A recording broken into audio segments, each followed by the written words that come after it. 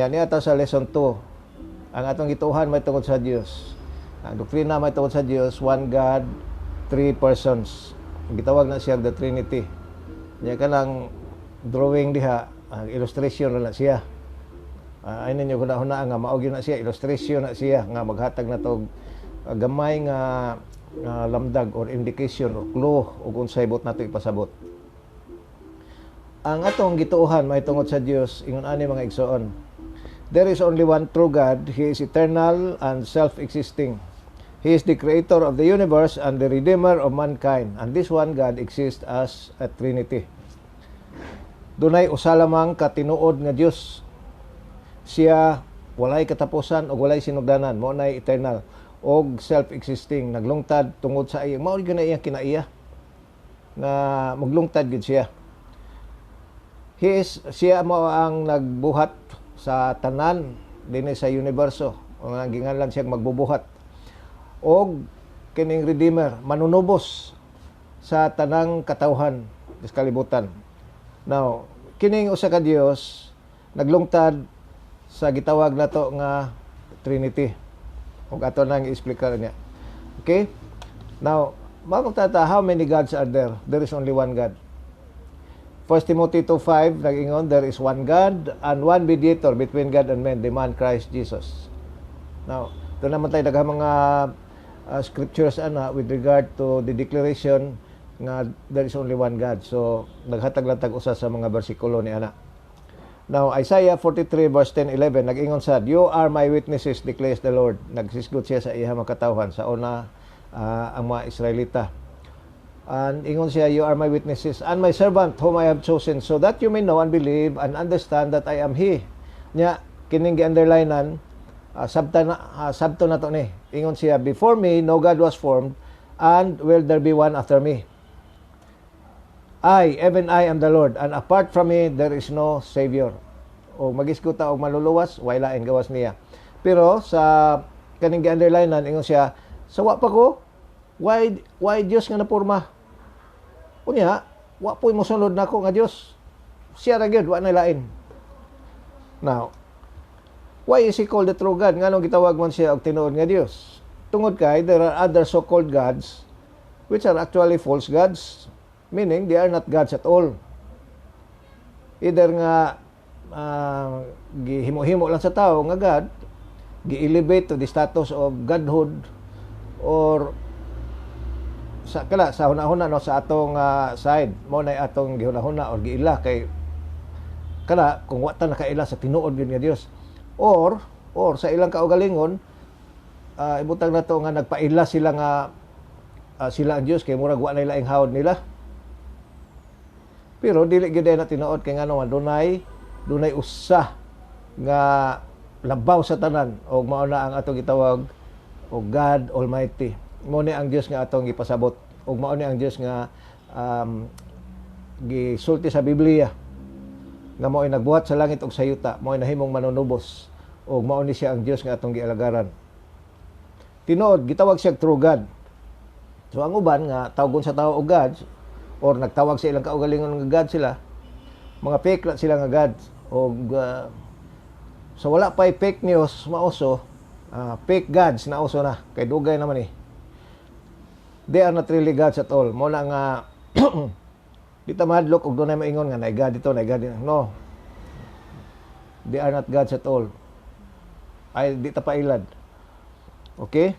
1 Corinthians chapter 8 verse 5 nag-ingon, for even if there are so-called gods whether in heaven or on earth, as indeed there are many gods and many lords. Mao ni giingon ni Paul no kay sa ilang panahon pati daghan na. Bisag kada iskina-iskina na ay gods dito, na mga shrine, na ay estatwa dito nga mao na siyang God. Number 6, yet for us, alang sa mga Kristiyano, there is but one God, the Father, from whom all things come and for whom we live, and there is but one Lord Jesus Christ, through whom all things came and through whom we live. Okay? One God. Usara. Timan-ana to na. From the Old Testament to the New Testament, the teaching is there is only one God. Usara gyud. Mao na nga og dunay laing competition ba sa ultimate allegiance na to. Tawgo na og ikaduhang bathala. No, sa una sa bata-bata pa ko kanang ikaduhang batahala, either man na nga nanguyab ka o nya doon sa kailaing gipanguyab, or more to the point siguro minyo ka nya na kay gikabit mo na tawgon nila ikaduhang batahala. Pero dili gyud tinuod batahala, meaning lang nga ang imuhang kasing-kasing na divided ba, na divided. So magpili ka na og unsay palabihon nimo, kinsay palabihon nimo. So ingon usab ana ang Dios. Usa lang ka Dios. Ang uban murag makikompetensya ba sa atensyon nimo o kinsa gyud or unsa gyud ang tagaan nimo sa ultimate nga loyalty, ultimate allegiance. Asa ka mo yukbo, kinsay imong tumanon. So ang Dios nga naghimo sa langit ug sa yuta ug mao'y atong manunubos, siya lang ang tinuod nga Dios, siya ang angay tumanon, siya ang atong ultimate allegiance, ang atong ultimate nga loyalty ato niya. Kung doon na pa'y mga loyalty din sa kalibutan, mga bisag unsa, mga adto ta didto, imbes nga mo adto dito sa Dios, kuha na siya, murag idolatry na siya, murag atong gibaling ang atong pagtan-aw, ang atong ultimate loyalty gikan sa Dios nga magbubuhat og manunubos nato ngadto sa binuhat lang, dili tinuod nga Dios. Either nag-declare siya iya kaugaling nga Dios, siya pag suntag pa pasunod niya, or kita mismo murag tungod sa atong sayop nga pagtuo o pagbati, malingata mo aritas pikas di maingon ta nga di pa madaylaing Dios diri, pero sayop na igsoon, fake na siya. Mao na nga doon na usa ka saying ba kana maingon ta nga make God the first priority in your life. First priority ba or the highest priority, pwede sad ingno na to kay mao man ay kasagaran nato, no? Unsa may imong highest priority, unsa may number 1 priority nimo? God.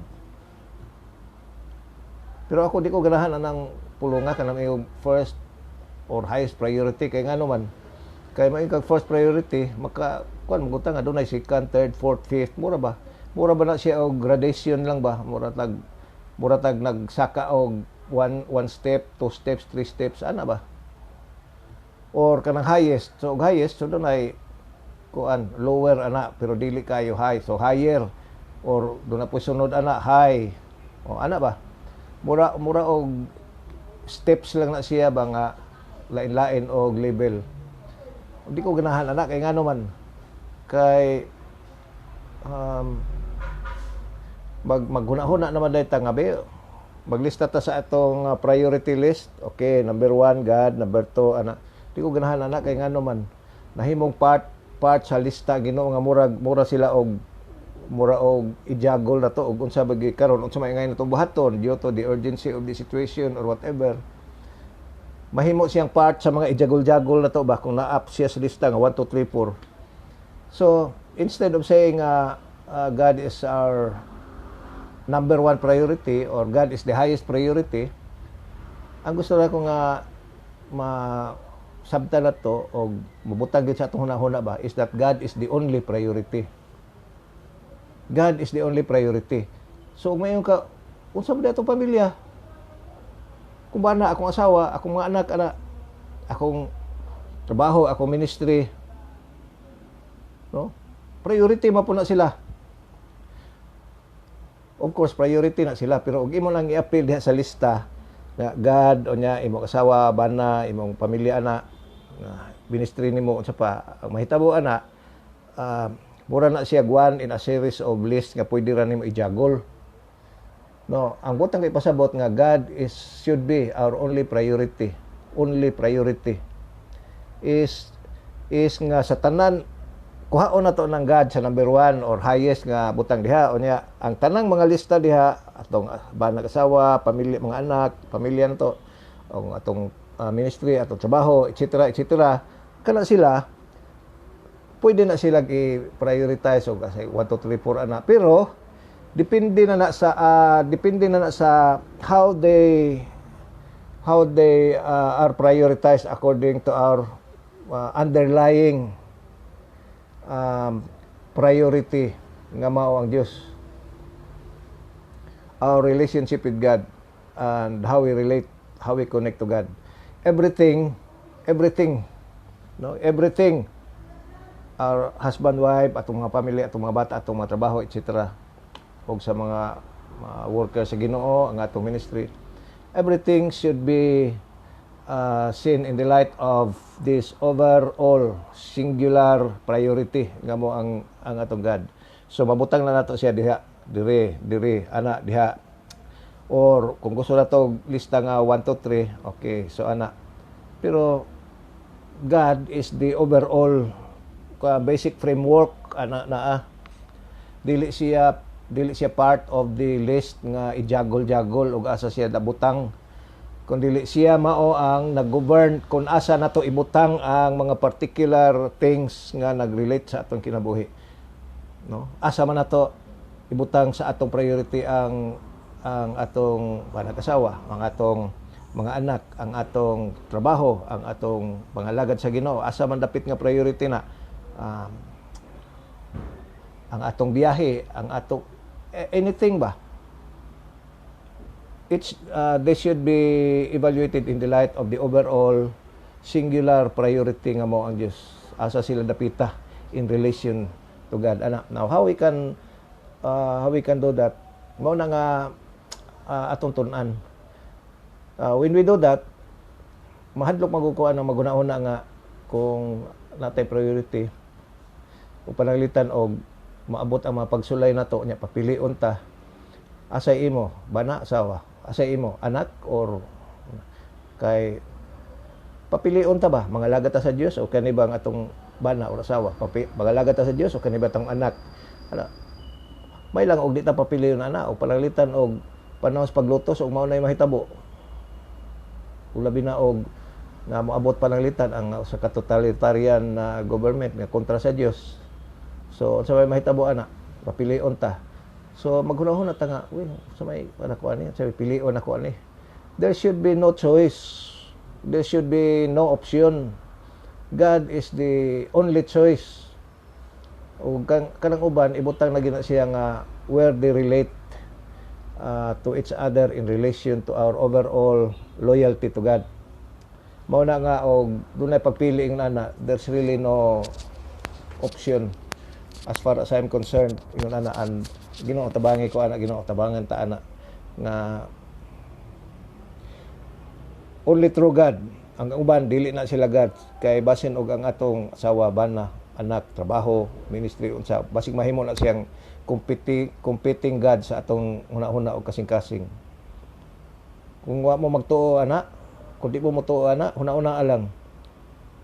Pila ba inyong nailhan nga tao nga nagalagad sa Ginoo sa una pero tungod kay sa iyang asawa o sa iban na or gusto siya maminyo ani, gusto maminyo ana, wala na nangalagad sa Ginoo ron. O tungod sa iyang anak di siya kapagalagad sa Ginoo. O tungod sa iyang ginikanan di siya kapagalagad sa Ginoo. Tungod sa iyang trabaho di siya kapagalagad sa Ginoo. So may nahitabo.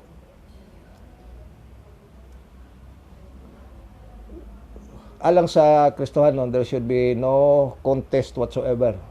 Kung pangutan-on ta, kinsa may total controller na to, God. Mao na siya. Mao na nga og total control gani. All our loyalty mo la diha and everything else falls into place. So, ang uban majagol na nato pero ang Dios di na nato majagol asa siyang priority ha. Siya maoy overall nga criteria kung saon to parang priority ang uban. So, sa uban do na ilang gods, ang uban makita, ang uban estatwa, ang uban di makita, ang uban mga ambisyon sa tao or sa ang Biblia gani nag-ingon nga dunay uban nga ang ilang tiyan mo ilahang Dios, mo ilahang God kalabang. O unahon pagpangita ang mga butang sa kalibutan baka na makatagbaw nila no na muna ilahang God kay ang God is anything that you mo imong gipursu, mo gyud imong gi-objective sa imong kinabuhi. Yet for us usa lang, and that is God the Father of our Lord Jesus Christ. Okay? Next thing we need to learn about God is that God is eternal. That means that God has no beginning and no end. Way sinugdanan, way katapusan. It's very difficult for us to imagine kay kita tanan dunay sinugdanan. Unya nining kalibutan na dunay katapusan. But God, way sinugdanan, way katapusan. So, ang kalibutan, dunay sinugdanan, dunay katapusan ang universe. Kinsa may kasugod ana ang Dios. Kinsa mo tapos ang Dios rapod, pero ang katapusan mo resulta og new heaven and new earth. Okay?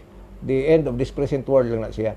Pero and then forever and ever na siya. Pero diri sa sinugdanan, doon ay sinugdanan. Ang Dios may nagbugna.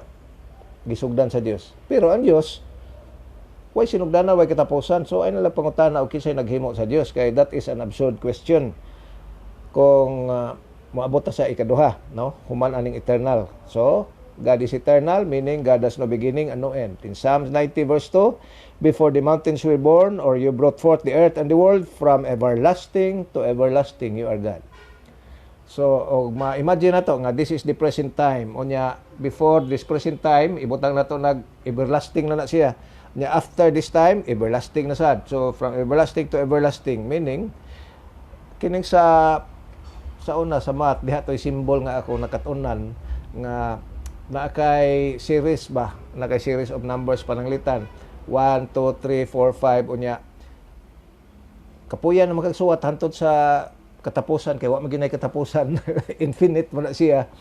So ang buhaton na nato is butang na lang natog arrow nga padong dito o padong sa right, padong nga arrow dito. So 1, 2, 3, 4, 5 and then arrow nga nagpasabot nga forever and ever na way tapusan. Unya ang arrow po diri pikas gikan sa 1 padong po na siya 0, negative 1, negative 2, negative 3. Butang na po natong arrow padong dito. It means nga wa po na siya katapusan dito. Kung ma-imagine na to, more or less ingon ana ang eternity sa Ginoo, way sinugdanan, way katapusan, pero murag that is still imperfect illustration, pero at least maka-illustrate og ingon ana. From everlasting to everlasting, you are God. And then secondly, God is self-existent. That means that it is His nature to exist. Nothing and nobody created Him. No, it's pointless, it's useless kung mangutana ta kinsa may naghimo sa Dios. Kay na maingon nga kinsa naghimo sa kalibutan ang Dios. Dayon sumpayan kinsa may naghimo sa Dios. Well, walay naghimo sa Dios. Kung maingon kung dunay mga argumento sa uban nga mura man na og kuan murag di man na sakto ng klasiya sa argumento. We don't want to go into the philosophical discussions with regard to that. Pero whether theologian ka or scientist ka, ingon ani magunang mahitabo. Either you believe in God o nga naghimo sa tanang butang, or you believe that the universe, the material universe has always been here all the time, which means nagtuo ka nga ang universe karon eternal na siya, unya ga-fluctuate lang na siya. So sa ako, I just believe in God, who is the eternal creator of everything, nga wise and powerful, rather than believe in a universe that kanibang universe karon nga ingon sa mga tao nga di manigikan. Well, pangutan na mo scientist og di nagikan. Maka-explain ba sila ana? Otherwise, og mo adto sila sa philosopher, they will use philosophical discussion and dili na science. Di ba sila ka wala na dili na science, they will have to say nga ultimately moingon sila nga well, the universe has always been since the forever and ever, from everlasting to everlasting. So mura nagiingon nimo is either the universe that's from everlasting to everlasting or God who is the creator of the universe. I'd rather believe in God. It's more satisfying and it's the correct viewpoint. God is self-existing. And that is what is meant by His name which He gave to Moses. Sa diha nga nangutana si Moses, imo kong ipadala nga to sa mga tao sa Israel to redeem them aron pagawason sila sa Egypt. Mangutana niya sila, what is the name of this God? Unsa may ako itubag? And in Exodus 3:14, God said to Moses, I am who I am. This is what you are to say to the Israelites, I am has sent me to you. Kuya wa po nga aning Ginoo ingon siya, I am who I am. This is what you are to say to the Israelites. I am has sent me to you. Now, what's my meaning, ana? Well, you study any book which discusses this verse, and most probably they will simply tell you that the meaning of that name is simply that God is self-existent. That is His nature. I am who I am. Ingon ani, mao na gyud na. Ingon ana lagi ko. Ako mao, sa Binisaya pa sa una sa bata pa ko, mao ni akong mahinumduman nga ang Dios nag-ingon ka Moses, ako mao ang mao ako. Puro naman og kon ba redundant man ni, puro ba gituyok lang ni siya. Well, ingon ana man ang circle, di ba? Murag matawag na tong circular argument. Pero yun ana man ang circle, way sinugdanan, way katapusan. Ana gyud na siya. Anyway, let's proceed. This eternal and self-existing God is the creator of the universe. God created everything. He is the source of everything. Nothing exists which did not come from Him. Bisag unsa butang nga imuhang makita dinhi sa universe. Mga scientists, mao man ila, dunay matter, dunay energy. Then basig doon na pa mga underlying precursor. I'm surprised nga sa kuan karon sa standard view ba sa mga physics, sa mga scientists karon, ang nahibaw-an lang nato mahitungod sa kining present universe is about siguro mga 95 or 96% wa mahibaw ang 5 or pila ni 4 or 5% siguro ang nahibaw-an. And that talks about kining matter and energy. Mao na nga dunay ilang gitawag og dark matter og dark energy. Unsa man na siya? Well, until doon na sila ika-explicar ana, it will remain a mystery. Mao na. Pero ang Dios nahibaw ang tanan kay siya naghimo ana. Og unsay mga physics ana, unsay mga paagi ana, mao na diskubrehon sa tao. In Isaiah 40 verse 28, the Lord is the everlasting God, the creator of the ends of the earth. No, sa ato pa, sawa pa ang universe, na Diyos.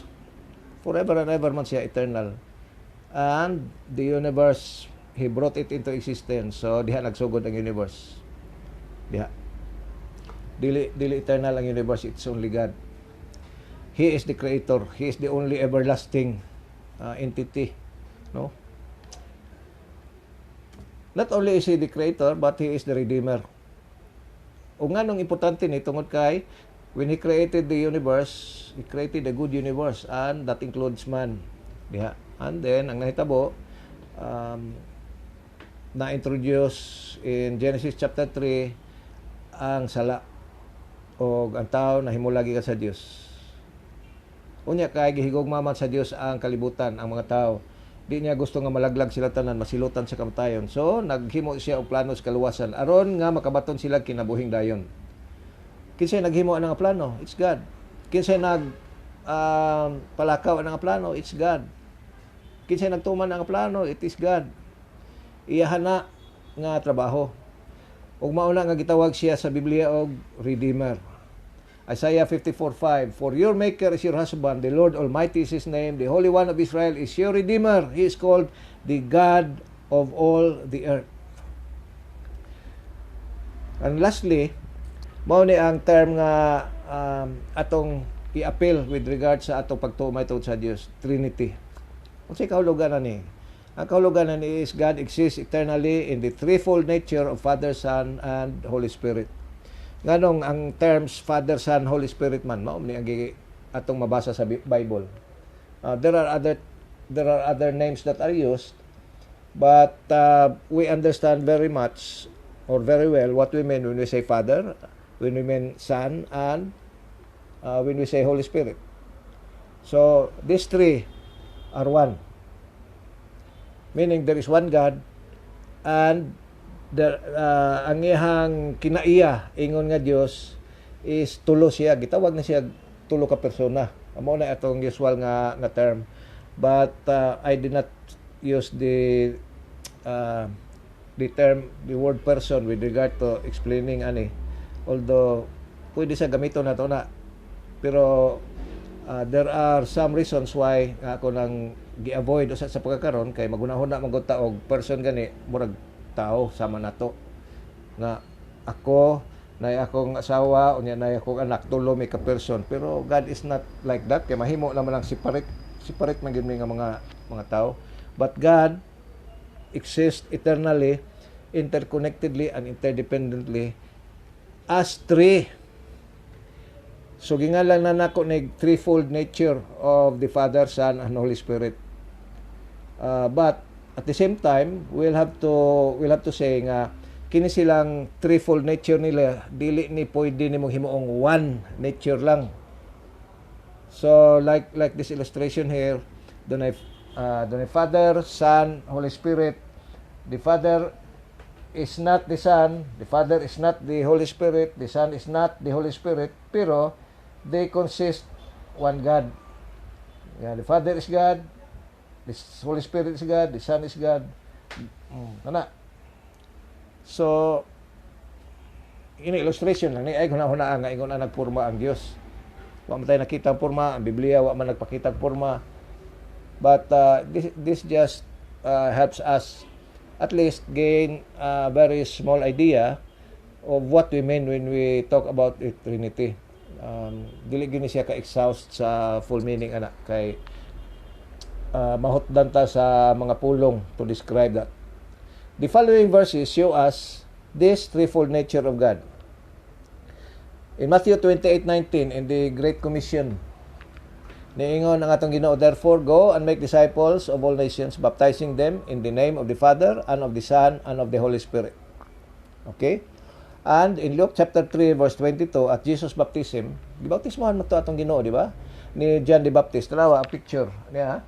Si John the Baptist ni gabaptismo niya, daghang mga tao na witness.